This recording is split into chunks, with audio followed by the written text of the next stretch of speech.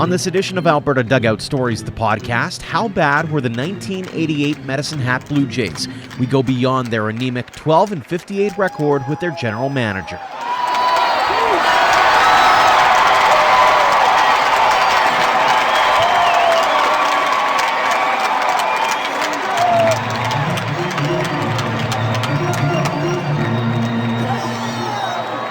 Welcome to episode 110 of Alberta Dugout Stories, the podcast. I'm Joe McFarland.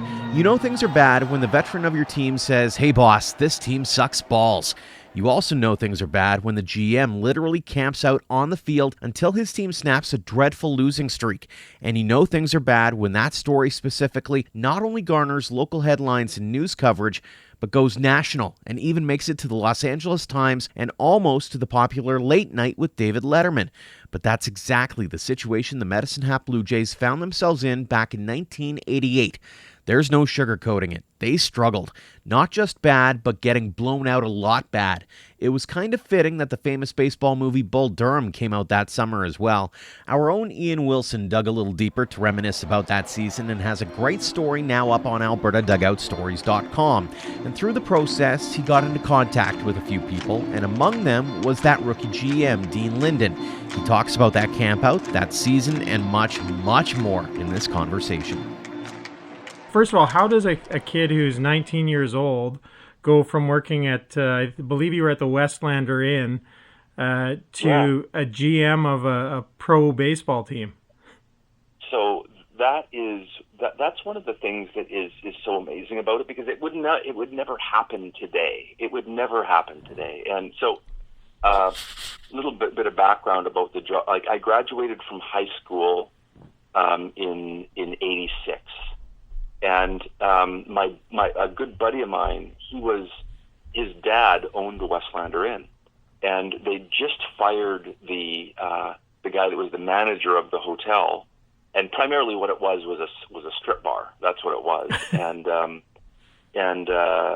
but he was sort of messing around with the strippers or whatever, and then they hired a professional hotel manager out of Calgary. Her name was Leslie. I can't remember. Leslie McCabe, I think her name was. And so she came down and she kind of started looking into the business, and she quickly realized that she didn't get hired to run a hotel at all. She got hired to run strip bars. Of course, being a lady, she was not interested. So they hired me to handle that, which was not really my cup of tea either, but it was for an 18-year-old kid at the time. It was you kind of had bragging rights with your buddies pretty quickly. But really what I did there was, promotions. So we had all kinds of, bar promotions, and somebody saw that. I think Russ Farwell was said, "Hey, you know what? You should talk to Russ Williams, who was the president of Consolidated Sports Holdings at the time, and do what you're doing at the Westlander for the Blue Jays." So I got a resume together, and I dutifully marched down there. And unbeknownst to me, I thought I was going in for the ballpark operations and promotions department. I met with Russ Williams for probably an hour. He said, "When can you start?" And by the end of the day, they were holding a press conference naming me general manager of the team. So, it's interesting how they got caught a little bit short. The general manager that they had quit and went back to work for the city, and it just left them a little bit shorthanded. And for whatever reason, I was the next best option. At what point are you pinching yourself at that point of the day? I mean, even just hearing you tell me that, I'm like, I don't believe you. Yeah, you know what? Isn't that the truth? Like, I remember you asked in one of your questions was, the conversations around at our dinner table, what was between Trev and myself, and it was like, they were all, mind you, it wasn't that unbelievable in the respect that at the Westlander Inn, I'd gotten to do a lot of things. Like, I very quickly got myself sort of into the I never waited the table. I was always kind of in management, so it didn't really seem like that big of a leap. Oddly, it didn't. But Ian, make no mistake, it was incredible how little, how they just kind of threw me the keys to this professional baseball team, and so that was in March. So it was a real. So they had, the reason why they were panicking is they didn't have any, they didn't have any advertising sold. They didn't have the program sold, and they needed somebody who could hustle around town and sell out the program and get the sponsorships and arrange all that sort of stuff. And it was such a short window that they just, they had to get that position filled, and I happened to show up. So it was that, it was just a blur. And I didn't really pinch myself because they said, great, here, go out and start selling the outfield ads and the program like that day. You got to get going on it right now. It wasn't, there was no honeymoon. Right. You were too busy to actually think things through. Yeah. I say this respectfully, but you are a member of the Linden family, and by that point, Trevor and I believe is it Jamie Linden also played with the Tigers, and they were in the midst of 87 was that first Memorial Cup, the first of two. So there would have been your last name would have had some profile in that town. Did that help at all? Do you think? Yeah, I think so. I don't. That's a good question, we didn't feel. Because Trevor was was he drafted? No, he got drafted in '88. So yeah, maybe. I don't know. I'm not. That's a good question. It's not one I could really answer. I didn't feel like it helped me. I didn't feel like it helped me in the community at all, and I don't know. But it could have. It certainly. Well, you know what? It did, because Russ Farwell recommended me for the job. So so from that perspective, no question about it. Yeah. So you step into the role. You meet the coaching staff and some of the players when that season starts getting closer. What's the reception like from the baseball guys, the guys on the field, to you in that role? Are people wondering if you're a little too green for this, or? So the players had no idea, because remember, they're coming out of high school and college, so they don't really know what to expect. They got on a plane, they left Florida, and they said they're going to Canada. Most of these guys had never been to Canada before. None of them had. So from the players' perspective, they were very much. They were great. That was a great relationship. It was very much, funny enough, it was very much a, they called me the boss, and they were great. They were very, very respectful. They complained about everything, because, they were from places like California. Well, the kids from the Dominican didn't complain about anything. They were just on a different planet altogether. But the kids from California, it was only years later when I actually went to California myself, I realized why they had a right to complain. It's pretty nice down there. So from the players' perspective, that was a wonderful relationship that we had. From the Rocket Wheeler and Bob Nandon, those two guys were always good to me, but they made no bones about it. They're like, wow, son, you bit yourself off a big piece here. But they were good to me. Rocket was a hard ass, but he wasn't my boss, and he knew it. And so we worked well together. But I think he was kind of, he'd been by that time he'd been around and seen some stuff, and he was kind of wondering what was going on here. But I wasn't. The problem. I wasn't his problem. The problem was Toronto had sent him a historically young team, right? That was, he was more concerned with that than what I might have been doing or not doing. Yeah, it's not. You had the title general manager, but it's not like a general manager in the NHL or in Major League Baseball where you're making these free agent signings and doing trades. You're really just dealing a hand that is dealt to you on the field, at least. Yeah, I mean, you're running a business for the most part, and it doesn't include winning or losing. Like that was not my. It was nice because, and it really sort of set me, reset a path for my life. But I was really sort of the spokesperson for that team that year. That's really what I was more than anything. Sort of the face. Did you have any kind of inkling or clue or warning signs that the team was going to be quite that bad that season? So it's funny. The guy that and it's funny, the guy that I got to be closest to on that team was Ray Gianelli. And I'll never forget, we had the draft. Trev got drafted in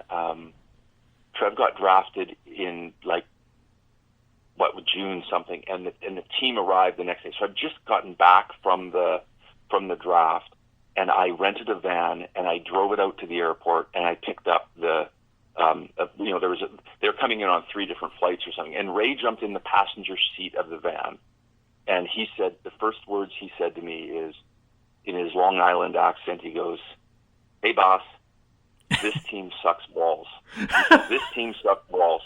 And I'm like, "What?" He's like, we've been in spring training for whatever it was, a month or something like that. I mean, they sent you a bunch of high. He was a little older, and he wasn't happy about where he was being sent, because he was our best player, but he was not in the plans. He was there just to make us respectable, but he wasn't there to be developed at the time. It's ironic he ended up playing in the big leagues, because he was just there to kind of make us competitive, and it wasn't enough. Well, yeah, and he was the only one of the bunch on that roster, I believe, to make it to the major leagues. So it seems like he kind of knew the lay of the land. Yeah, a great story about that. Do you mind if I just sort of share an anecdote with you? Absolutely. I don't want to. Yeah, go for it. So every night, it was Ray. Ray was not in the plans. He was there he would come in and pinch hit. They had some guys that they'd drafted a little bit higher that kind of were in the plans, high school kids and stuff like that.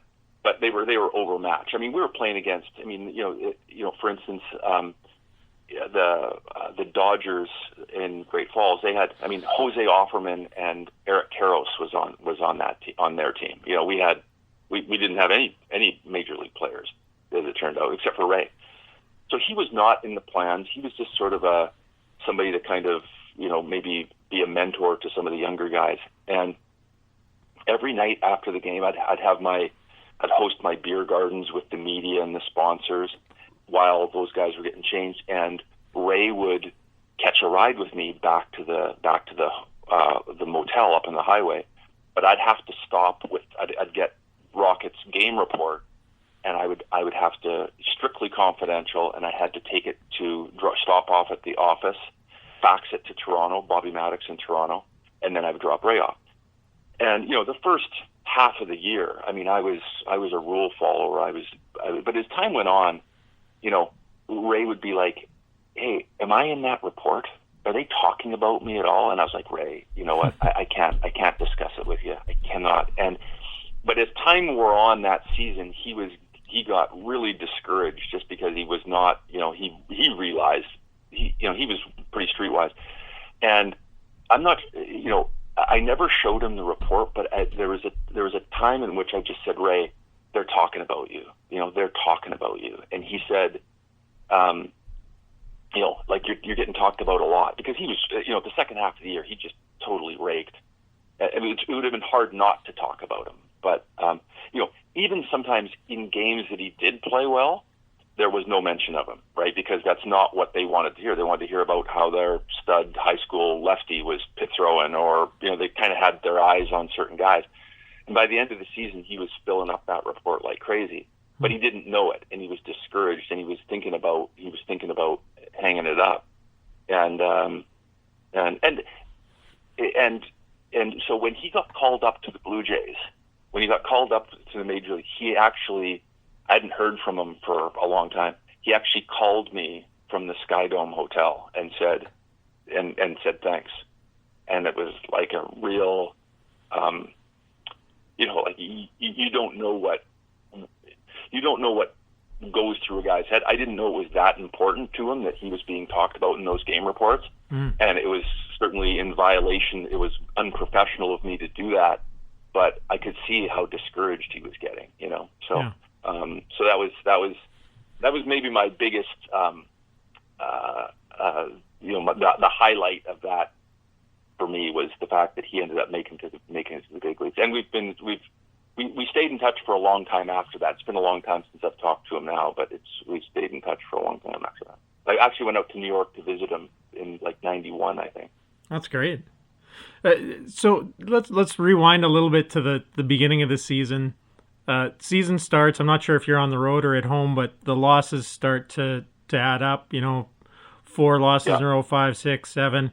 From what I read, and correct me if I'm wrong, it was around the 8th loss that you came up with a unique idea to to promote the team and to get the team out of a funk. Tell us about that. Where did that idea come from, and what was it, and what was the origins of the camping out? Okay, so that's a multi-leveled answer, Ian. The first one, where the idea came about was, I can't remember. I mean, it's hard to remember a time before the internet, but I think I got a morning fax or something just about what's been going on in the world of minor league baseball. Like it was the communication was fairly steady, but I remember I would get a fax and it would be set on my desk every morning about what's going on. And there was a guy in the New York Penn League whose team lost its first series or something. They were 3-0 or something like that, and and he said he was going to sleep in the press box until they won. And of course, they won the next night. So I was thinking to myself, well, geez, that seems. I mean, we're 8 losses into this. I'll take your word for it. I think it was 8 losses. We're 8 losses into it. Why don't I do something like that? So I phoned around, and it was really fun from the perspective of everybody got behind it really quick. Canadian Tire donated all my camping equipment and all that type of stuff. So I was set up like really quick, and now the guys were on the road when I started the camp out, and so it was kind of lonely down there, and there wasn't a lot of fanfare and stuff, and I kind of did it without talking to anybody. I just did it, and I'll never forget the morning. I mean, the guys came in. I think they got in. The sun had just come up. They were on a road trip, and they pulled into the parking lot, and I woke up to 20 guys standing around my tent out by the pitcher's mound, and I crawled out of the tent, and they said, we heard about. They were in Salt Lake or something like that, and they said, we heard about this, and I was really worried that they would feel like I was drawing attention to their sorrow a little bit, right, or their pain, or their futility. But everybody just thought it was the coolest thing. Like it was, I was worried about that. I remember worried about how they would take this little stunt, and they were fantastic. They loved it. You see, the interesting thing about the backdrop of '88 is that summer was unique in the respect that Bull Durham came out that year, that summer. Right.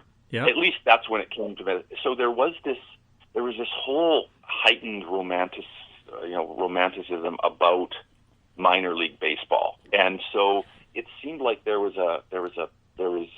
everybody was more interested in minor league baseball than they otherwise would be. So as that camp out carried on, every morning I would wake up, I'd go to the office, and I would take a call from the CBC, I would take a call from various call into like 3 or 4 different radio stations around the country, on the morning drives and all that sort of stuff, and it really gave us a lot of it gave me something to do. Like it really gave me something where it was the one thing that I could do that I didn't feel like I was a bit in over my head. I'm kind of a natural promoter, and that was the one thing. Like that I just gravitated to that because that I was good at it. As dumb as that may sound. At what point did you know it was really taking off? Like you mentioned calls from CBC, and you made the LA Times at one point as well. Were you like, at what point were you surprised that you were getting that much attention, and were you also feeling like, hey, I'm regardless of what's happening on the field, I'm winning at this job? Yeah, the interesting thing is it never really. I mean, I guess winning at the job. Yeah, I raised the profile of the team. It didn't. More people didn't come out to watch us play. I didn't think. Maybe they did, but the one that really kind of stands out. And funny enough, every morning I would come, and it was so exciting because I would go home and shower, and then I would go to the office, and there was I remember these pink notes before you had voicemail and all that sort of stuff, and it would be set on my desk. And a producer for the David Letterman show, they wanted to do a feature on the whole camp out thing, and probably just make fun of me, how David Letterman did, and that was happening. They were arranging it, and then the next night we played a doubleheader, and we won the second game of the doubleheader. I remember Jose Garachi hit a home run in the bottom of the seventh for us to win, and then it ended. That was that portion of that first 17 games or whatever of the season that was over. We won. I packed up my tent, and so I don't think I really realized that anything was really great until it was over. That's when it really occurred to me, like, oh, you know what? I'm not going to be featured on the David Letterman show. Like, this is, now it's just back to work kind of thing. Whereas I think up until that time, it was kind of fun and games. You had some challenges to deal with like just from a physical and logistical point of view with camping down there too. There was, I believe, you had to move the tent around from sprinklers. You had some magpies that wouldn't leave you alone, and even I think tornado warnings. So walk us through some of the less pleasant aspects of actually pulling off that stunt. So, I lived in Medicine Hat my entire life. And I never really paid attention to tornado warnings. It wasn't something that even occurred to me. But I think it was like the first couple days there was, and I don't know if it was actual tornadoes, but the wind was blowing. Probably if it was actually a tornado, it would have picked up me and my tent and threw me in the river. But I remember the wind blowing so hard that it was catching my tent, and it was hitting it so hard that my feet were elevated, like it actually was picking up my feet in the tent. But what was fun about that is CHAT would set up a camera, and they would, for a week, they did remote weather from my tent site. Like they would have me sit in a lawn chair, and I would be like, doing something like throwing a ball up in the air or something, and they would talk about the weather with me as sort of the backdrop, because I was so concerned about the weather because I was camping. So the town really got behind it in a kind of a fun way. A lot of it didn't have to do with me. A lot of it had to do with the sort of the spirit that was there at the time in Medicine Hat. Magpie sprinklers were a big thing. Like I had to move my tent around in the middle of the night sometimes. Like I'd have to get out and I wanted to, at the end of every game, I would, as soon as the game was over, I would, as people were leaving, I'd make sure that I was bringing my tent, and I would set it out by the pitcher's mound, just to kind of, so people go, oh, there he is, he's going to camp there. But by the end of the night, sometimes I was sleeping in the dugout. It wasn't always in the tent. It was like wherever I could find a dry place. You mentioned Bull Durham being in the theaters at that time.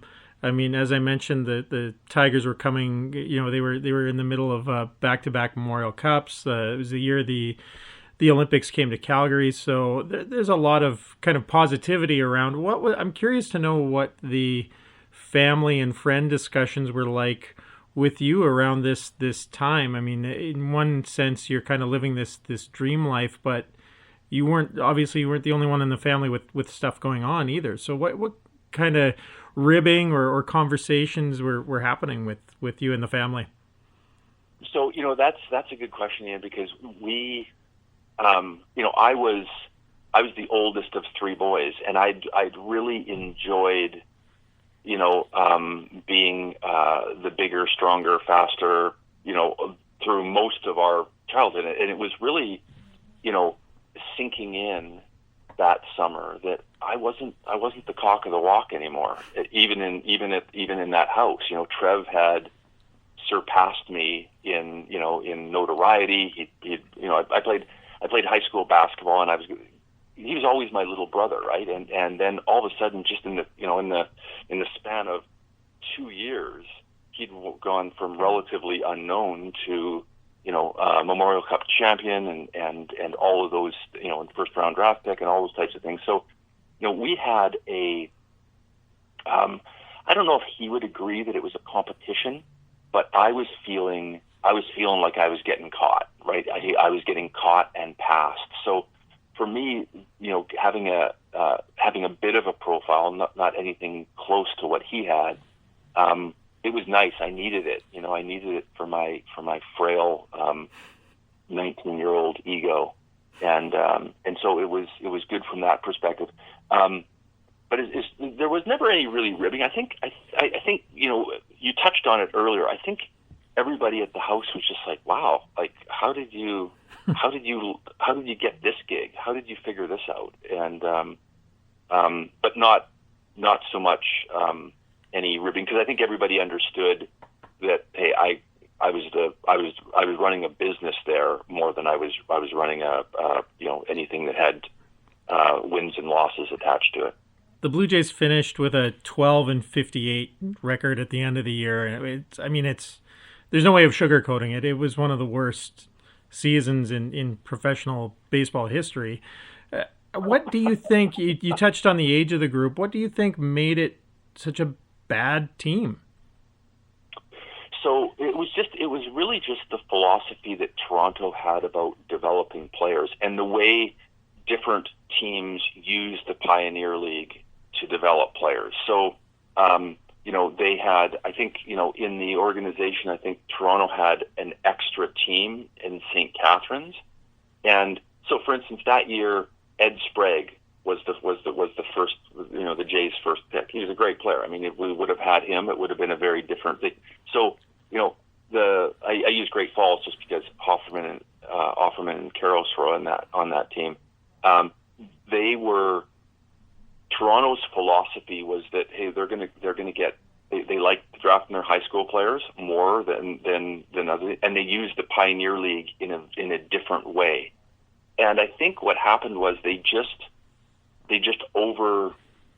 I think they knew what they had down there, and they had some prospects that they liked, but it was the losing even got to them because they're like, man, we're teaching these kids how to lose, and that's not a way to develop players. So halfway through the year, this is an interesting story. Halfway through the year, and it's probably around the span that we went on a bit of a winning streak. I think we won all those games kind of in a clump, if I recall. But they sent us. I know the one kid's name was Placeres. I can't think of what the other guy. 2 kids from Venezuela, okay. And these guys, 2 pitchers, and they were lights out. They came in. It was like, wow, like this is amazing. They were like, we couldn't. If those guys were on the hill, one of those 2 guys, we were winning. They were unhittable, and so then, so I'm all giddy, and we're starting to win, and we're getting some positive sort of press finally, and I get a call from Border and Immigration Services, and it was in the old post office behind my office. So they come in there and they go, look, we got a problem with some of your players. I'm like, problem with some of our players? Like I wasn't equipped to deal with problems with the players. I was, they said, yeah, we've got fraudulent documents, immigration documents. These 2 guys that Toronto had brought in, Placer, I wish I could remember the other guy's name. They were actually like 30 years old. they had forged their documents in Venezuela because they were good players, but they knew they would never get a shot at professional baseball at 30 years old. They kind of looked young, and they'd forged these documents, and they got caught at the border with these fake passports. Which today, back then it was kind of funny. Today it's a major problem with terrorism and all that sort of stuff. But it was kind of like, so those guys, we ended up losing those guys, right away. But it was eye-opening to me as a kid growing up in Medicine Hat with all of the privilege that went with that. To think that these guys, would fake documents in Venezuela so they could get to play baseball in Canada, and they were, they were passing themselves off as like 21-year-old guys when they were 30, and they had kids. What happened at the end of the season? The season wraps up. I don't believe you were back for another year, but tell us what happened to you since then. Do you want to know after the season ended, immediately after the season, or what's happened in my life since '88? Well, both. But why don't we start with just at the end of the season? Yeah. So it was cool. I remember we played a doubleheader, and we've stayed up at it's the Ramada Inn now in Medicine Hat, but it used to be the Cloverleaf Motel, and we played a doubleheader, and we all went back to the. There's a coach, a big motor coach, and we all met back at the hotel, and we had a little pizza party. We all sort of had a little pizza party, and I had to actually go on the bus. It was my responsibility to ensure that none of the kids from South America defected. So it was my job to make sure that they got on that plane in Great Falls. And so I took the bus down there with the guys, made sure everybody got on the plane, checked their tickets and got, whatever signatures I required. And they got on their way. And I vividly remember the sun coming up on the way back from Great Falls. I was the only one on this motor coach, and I knew I wasn't coming back the next year. I was actually going to go to work for the Tigers that fall, and I just remember sort of a unbelievable sense of adventure that it was. Like, I knew then that it was kind of a thing that was probably transforming my life. It transformed my life. It helped me understand that. And it kind of set a pattern for my life. I think that everything that I've done since, I've been able to get in a little over my head, like not being over my head. I can handle it, but I'm not fearful of going all in to something that that I may or may not know about. So you're not worried about going too big. Yeah. Moments and things are nothing is really too big for me. I think that I've been, and I think that experience shaped me probably more than anything else that I can think of. Being that age, and just surviving it. Just surviving it let me know that I could, because 19-year-old, 20-year-old kids aren't meant to work 75 day or 80 days straight in the summertime. They're meant to go chase girls and do all that type of stuff, and I did it. I don't know that I was very good at it. I was in over my head, but I was able to fake it until I made it, I guess. So where has life taken you since then? So after the Jays, I kind of floundered a little bit in Medicine Hat. Because it's interesting when you have that job and then the job with the Tigers, but knowing then that I didn't really want to stay in the sports business just because I felt like I didn't feel like there was a lot of money in it. I felt like I was more ambitious than that. I had bigger ambitions. And so I floundered for a couple of years in Medicine Hat, and then I moved to Vancouver in like 91.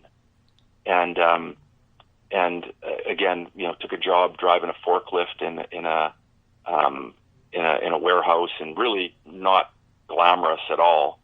And then I went back to school, and I landed a job at a biotech company called ID Biomedical, and I was doing investor relations. Long story short, the company downsized, and I ended up being like the third employee number 3 at ID Biomedical, and there was like 5 of us left in the company after it downsized. And long story short, in 2005, we sold that company to GlaxoSmithKline. It's a vaccine company for $1.7 billion. And it really afforded me this opportunity to become sort of a financier. I've founded or been part of the founding shareholder group of 4 or 5 companies. The latest being a company called Cypress Hills Partners. I live in Seattle, Washington, but the name of my company is Cypress Hills Partners, and we have one of the largest subprime consumer debt portfolios in Canada. And I've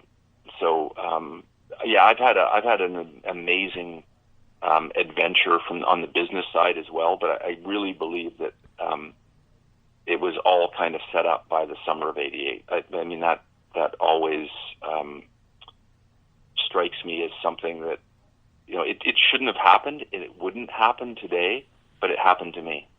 What does the sport of baseball mean to you? I mean, obviously you went on to other things, and there were other sports in your life, but what does the game mean to you at this point? So I live in Seattle. I can get to I guess they call it, T-Mobile Park. I can get there in 15 minutes from my house. I go with my son a couple times every year. We go on a rainy night when there's not going to be a lot of people in the stadium, and we sit, and we get the cheapest ticket, and we sit in every corner of that place. We sit up high, we sit down low, we sit on the right, in right field, left field, center field. We just move around. I grew up playing baseball. I love baseball. I love everything about it.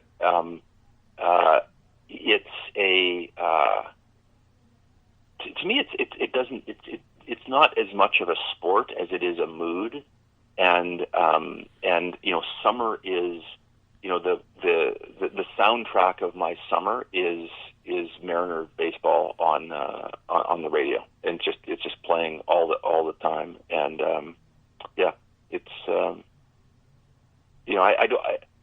it has a special place in my heart. I'm not sure I could vocalize really what it means to me, but it's on a lot. I'm interested in it. We played nonstop as kids, and it still plays in the background every summer. Hopefully this summer. Yeah, no kidding. Last question for you, Dean, and thanks again for making so much time for me today. When was the last time you were back in Medicine Hat, and have you been down to Athletic Park anytime in the last few years to see any games there? So I come in on business probably 2 or 3 times a year. It's been more in the last year or so than it has been in the previous. I've been to Medicine Hat more in the past year.